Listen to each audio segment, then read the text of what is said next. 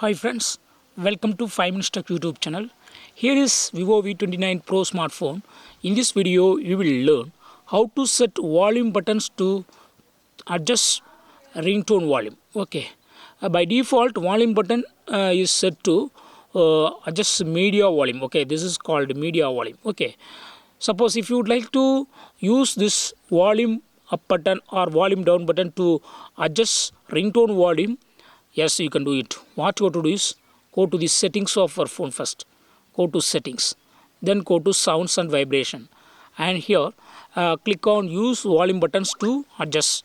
By default, it is set to media, so that media volume will be adjusted if you press volume up key to increase, or if you press volume down key to decrease. Okay, so if you set second option ringtone, then hereafter if you press volume keys, it will adjust ringtone. Okay, now ringtone volume is decreased. If you press volume up button, ringtone volume will be increased. Okay, now it is changed from media to ringtone. Okay, so in this way you can easily set volume buttons to adjust ringtone volume in your phone Vivo V29 Pro.